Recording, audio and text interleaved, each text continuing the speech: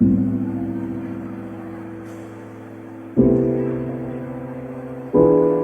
want to make a lot of money? You want to be successful? How do I get from where I am to where I need to be? I didn't want to be rich. I just didn't want to be poor. I started 10 years ago with a vision and 2 employees, and now we're 250 people. We'll do 150 million this year. And every day when I get off the elevator and I walk into my office, it's this feeling of accomplishment and satisfaction, knowing that I had this vision and a few years later, it's real. You know, when I was younger, my parents didn't speak any English, and like many immigrants, since I was a little kid, I was 8 years old when we came to North America, and so I had to read the contracts. You know, when my dad bought a house, I had to read the mortgage and go through the paperwork. And when I was around 18 or 17, I looked at being, at that point, we were, lower middle class, and I said, how do I get from where I am to where I need to be? And so I started calculating how much money I would have to make in order just to buy a house. And then I added the taxes into it and all the other stuff. And I realized how difficult it was going to be to accumulate capital, because that's the hardest thing to do, is to accumulate capital. It's one thing to get paid a lot of money, but if you look at the tax system in North America, it's really hard to amass capital. And I just decided that I didn't want to be where I was. I didn't want to be middle class or lower middle class or mediocre. I just wanted to be great at something. Because I figured out that the people that I saw that were doing great things were fundamentally great at one thing. The analogy I always use is Peyton Manning gets paid $10 million a year. He doesn't get paid $10 million a year to tackle, to kick the ball, to play defense. He gets paid $10 million a year to do one task and do it really, really well. Nobody buys from you. Nobody makes you wealthy because you're okay at something.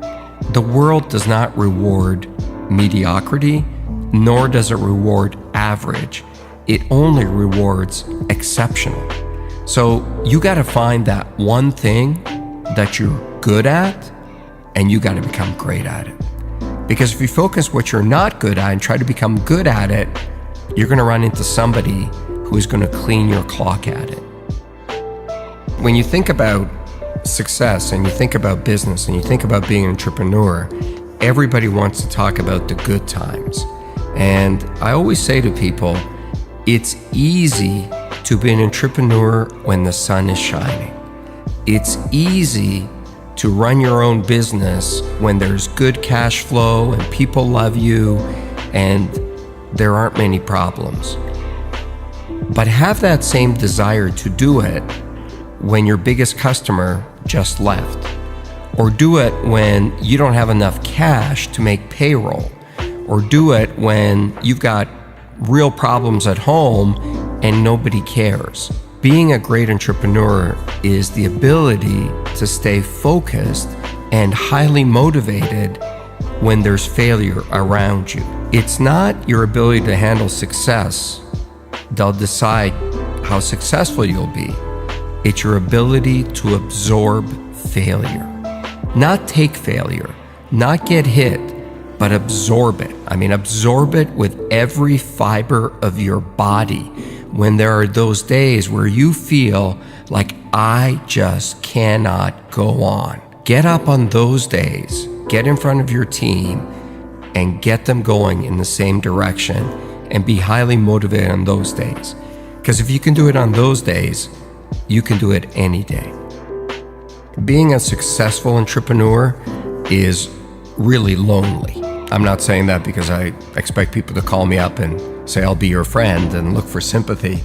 But it's true. The more successful you are as an entrepreneur, the lonelier it is, because there's just less people that you can hang out with. And the bigger you are, also the bigger the target on your back, and someone's always out to get you. When you're starting out and things aren't going well, misery really does find company. It's easy to find a lot of people to have a beer with and hang out with. But that level of focus to keep going is really difficult. And so one of the things I try to do is I look for people that have been where I want to go. And I love to learn. I've looked for many people along the way.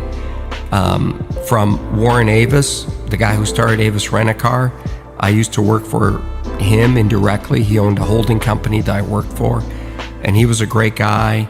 To people you've never heard of, to even some of the other sharks. I've learned a lot from Mark Cuban. I've learned a lot from Damon John. I've learned from a lot of people. The biggest lessons, and my biggest mentor, was always my dad, because that level of courage I had never seen in another human being. And when I was younger, I didn't really understand it. Once I got older, I understood the sacrifices that he had to make for me to be given the opportunity to be successful. I mean, he was 37 years old, left a communist country, crossed the border, hopped on a boat, and brought his wife and me, my mom and I, with one suitcase to a foreign country where he didn't speak the language, didn't know a single soul, and we had something like $20 in our pockets. That's courage. And as I got older, what I really learned out of that is never complain, because number one, nobody cares, and two, all you deserve in life is an opportunity. Man, when something gives you an opportunity, you got to take it, you don't complain, and you got to go for it. I'm a highly emotional guy. I'm a highly passionate guy. I love my business. I love everything about it. Where I'm not emotional is when it comes to winning or losing. You've got to be very careful about not taking your own bias or emotion into a negotiation or into a fight or into anything, because you've got to be very clear what the goal is. And in business, the goal typically is to make money. When I went to sell my first business to AT&T, I didn't want to sell it. And so it was the night before we were supposed to close the deal. And so I changed my mind and I called the CEO at the time and I said, "Oh, I can't sell this business." And he looked at me and he said, "Why not?" And I said, "Oh, it's my baby." And he said, "No, it's not. It's a business." I said, No, it's my baby." And he goes, "No, it's not. Your baby is what you have at home. That's your family. Your business is not your family. Your business is an asset that you started. And if you think we're paying you the right price, then you should sell it. If you think you can keep going and maximize the return, then don't sell it." And he was so non-emotional about it, it really hit home for me.